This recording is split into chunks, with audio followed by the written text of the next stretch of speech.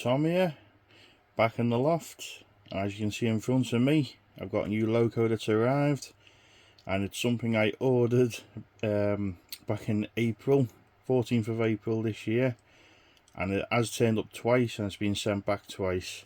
So just to give you an idea, it's the LMS Black 5. So I ordered this before I got the O gauge model, and I got TMC to customise it for me, the model centre, and to be honest, it was a bit of a disaster. When it arrived the first time, it didn't work, it just kept shortening on the track, and yeah, it got sent straight back. I noticed glue marks on the tender, or the connection between the loco and the tender, so you'll see an image of that. And like I say, yeah, it was terrible from them really, because you'd think they'd have tested it before sending it out, and they obviously hadn't. And then it arrived the second time, same glue marks on the tender connection, but with extra glue marks this time. I presume they must have been fiddling about with the connection. I presume that might have been the issue, but so obviously reported it for the second time, and they said send it back and we'll do a whole new model for you. So hopefully this is the new model, and you've put this certificate in. So you know, I thought TMC always seems to have a good write-up, and I used to use Olivia's trains, and I thought, well, I'll give TMC a try. And like I say, so far it's been nothing but hassle. They've done a good job of the renumbering though last time, see, and at first glance this doesn't look too bad either. So I've got it sound fitted, renumbered like I say, and the nameplate's fitted, got the cab crew fitted. They actually came with the loco, which I didn't realise at the time of ordering it, so I paid the extra for a cab crew, but they have basically glued them in situ. So just have a look, we've got the usual detailed parts. I did start doing a video last time, but I got so frustrated with it I didn't bother, but I'll show a few running clips of how the last model was. So at a glance it looks okay, but we'll get it on the track first. The tender connection's connected up, and on the invoice it actually said that, or someone's wrote, please can you test before customising, as the last one was faulty. So hopefully they listened to that one this time. So that's the Zimo sound decoder presumably fitted in it, and I'm not sure if it's got a stay alive in it or not. It says stay alive there, but whether that includes that I don't know. The last one model that did work, it was cutting out on every point on the layout and even straight bits of track, so obviously there was something wrong with it. Here's our list of functions. As a new model, it's set to address free. There's a date of when it was done, so it's the 20th of July today. So yeah, anyway, let's get this on the track. I'm sure plenty of people have already mentioned how good the new packaging is. That is one positive you can give Hornby. You know, your model is not likely to be damaged and being transported. Anyway, so let's get Eric Tracy on the track and see how she does.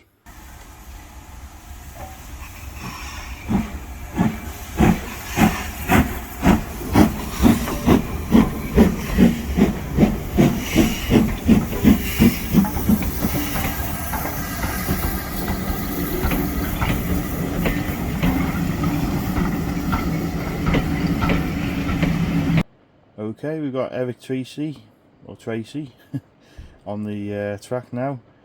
Sorry if you can hear the noise in the background. I've got the fan on because it's pretty warm up here, and it's just started absolutely pouring down outside.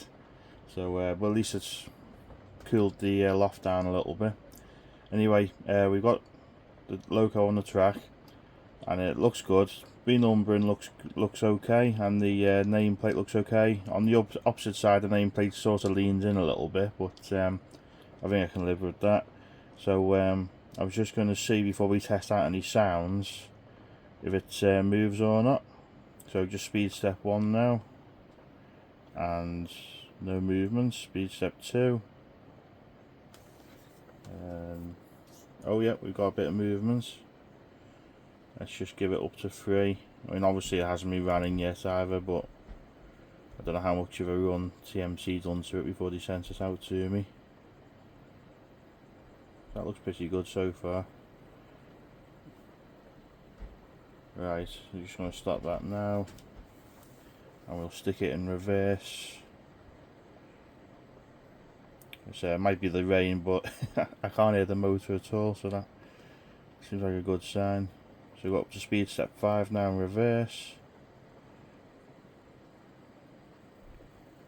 Let's just see if it gets over this point. The last loco they sent to me wouldn't go over any point without stopping, so let's have a look. And this tender attachment was actually together this time as well. The first time it arrived, the loco and tender had been separated. So again, I don't know if that's to do with something that's been done to the loco, whether it was faulty to begin with or whether someone's had an accident with it. So yeah, that looks spot on. I was curious to see whether there was actually a stay alive in it, like mentioned on the decoder box. I don't know if that was an optional extra or it has been included. The last loco definitely didn't have a stay alive in it. Okay, let's just put the sound on. Let's see if it comes back to us now. So we got speed step 4 at the moment. In fact, we'll put the lights on, so lights are 0. Quite a few people don't like these lamps, but I think they look pretty good myself. That's one thing that attracted me to buying the loco. Would have been nice if they were white.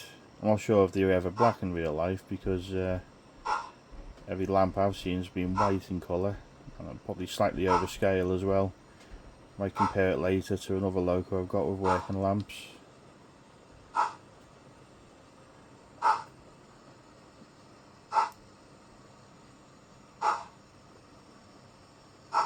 Right, so that's not too bad at all, because the last model again the lights were flickering. We'll show you some clips now of how the other one worked out the box.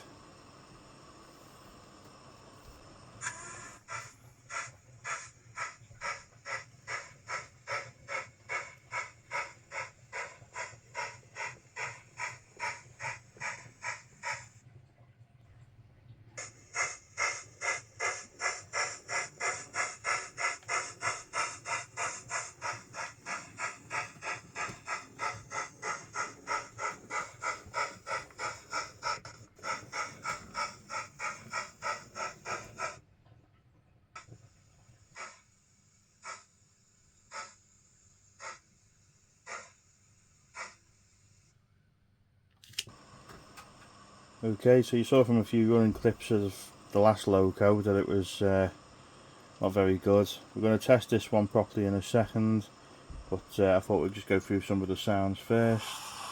So 2 is the brake, which I'm not going to press because it will actually break the loco, I'd imagine. The brake function does stop the loco from moving on a lot of decoders now. So number 3 we got whistle, and number 4 whistle 2. And we got 5 for the blower, and 6 we've got the coal shoveling, and we'll see the firebox flicker in a sec. To be honest, the sound seems better on this loco as well to the last one. The volume's slightly higher.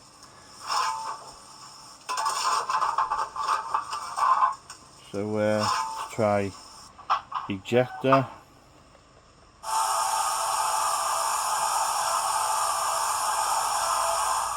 Coupling up, number 11.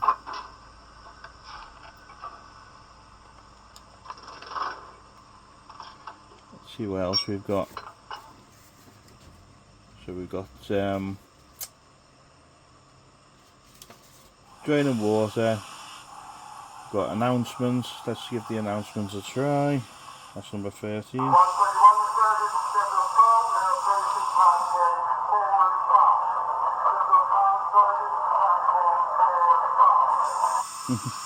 That's an interesting one. Right. Okay, so So I think it's now time to send Eric Tracy out for a run on the layout, and we'll give it a run in for half an hour in each direction and see how it does. Now I should have mentioned earlier, the reason why, in fact I'll just turn the sound off for a second. The reason why I picked Eric Tracy was because I like to collect locos that are preserved, and also it's nice to see a black 5 with a name on it. As you may have seen my previous video, I got the O-Gauge Sherwood Forester. I don't collect O-Gauge or have an O-Gauge layout, but I just couldn't resist buying it. Probably shouldn't have really, but I did, and I'm hopefully going to take it for a run soon on a club layout up in Liverpool. So fingers crossed we'll be able to run that. But if this had turned up right to start with, I might not have bought the O-Gauge model. Anyway, so we're going to give this a run now. This loco is based at the North Yorkshire Moors Railway, and hence why I picked it. It was the only one running last year because of the ban on steam engines, because of fires and stuff. But we did see Eric Tracy running, and there's a stunning looking loco, and the model itself looks pretty stunning, to be honest.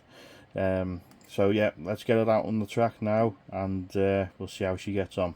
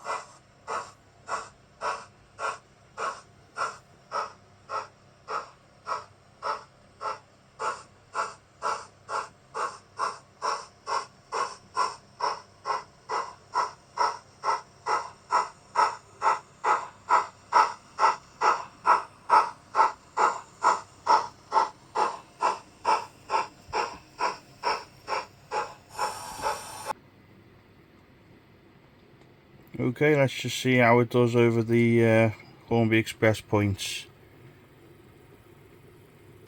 Again, last time it struggled over the dead spots, and this time it handles them fine. No problem at all there. That's good.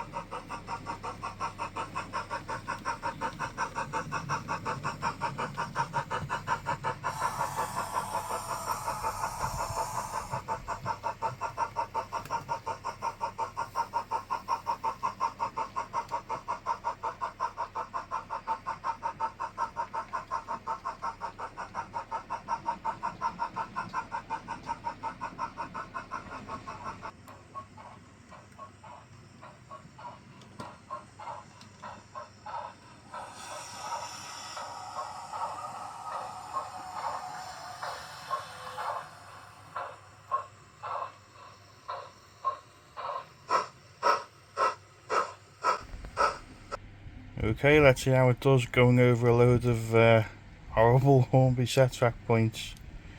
I've seen other videos where they've slowed down and stuff on set track points and second radius, but this seems okay for now.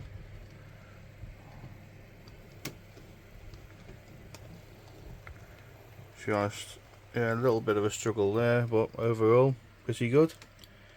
So yeah, hopefully that's helpful to someone who's got set track anyway. We're going to couple it up to the West Coast Railway's coach set now, see what it can pull, and then we'll get it on the heritage line, test it over some second radius curves. We've coupled it up to a 8-coach train now, so let's just see how it does. It seems okay coming out of the fiddle yard and into the tunnel. And we are on radius 3 curves on this part of the layout. It seems to be pulling them okay.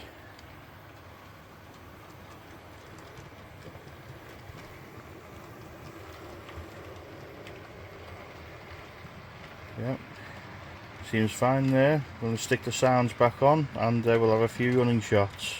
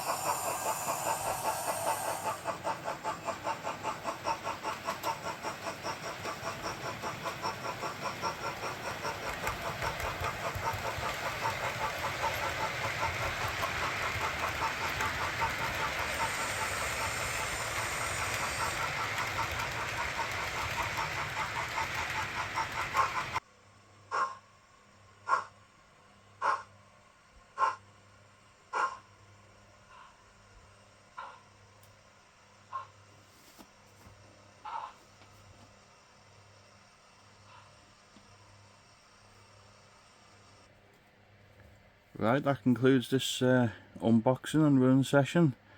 Overall, it's a very nice model. I wish it turned out like this the first time round. Like I say, it's been over 3 months, and I didn't mind waiting over a month for them to do the work if it was done correctly. But I mean, can I recommend TMC? That's the question. To be honest, at the moment I won't be asking for any more customization of them. In terms of buying models off the shelf, I can't complain about the service. They're dispatched quickly, they're very reasonably priced compared to, well, as reasonably priced as they can be, I suppose. They seem to be the cheapest around at the moment when I've looked at new models. But yeah, and I've the actual cost as well, so you know, hope you're sitting down when you hear this. This was £467, I think, altogether, including the well, it was £206 for the loco on its own, which is quite expensive as it is. I know it's got the features like the working lamps, but that's all really. It is a very detailed model, but still far too expensive really. So it's more than double the cost to have the loco renamed and sound fitted, and the loco crew that actually came with the loco have them fitted, which I could have done myself if I'd known the crew were already in it, but that was my fault, so not theirs. But it is a lovely detailed model, and to be honest, the way prices are going, I think I'll be looking at the second-hand options. You are taking a bit of a gamble, but then, you know, this was a brand new model and it had to be sent back twice, so wasn't much better off. And the second-hand models I've bought with the upgrades, like City of Bradford, that was half the price of this loco, and it was as good as new. It had working smoke, lamps, cab light, firebox flicker. It had all the extras. So yeah, I think nowadays I'm gonna have to be a bit more cautious what I buy. I haven't bought that many this year, to be honest, especially after buying the O-gauge model, but that's just on another level, the Ellis Clark Black 5. And like I say, hopefully we'll get a video of that running properly on a layout soon. But for now, yeah, I'm happy with it. Don't sound too enthusiastic, but I think it was a case of, it's just, you know, I've got it now. I did order it a long time ago, so the excitement's sort of gone. It hasn't gone, but yeah, at the same time it has. But it'll make a nice addition to the Heritage line, and it'll also run on the main line. So you know, luckily not all these Hornby Back 5s are plagued with faults, and hopefully it'll be on the layout for many years to come. So if you stayed long enough, thank you for watching. Let me know as always in the comments what you think, and keep an eye out for the next video. Thanks for watching. Bye for now.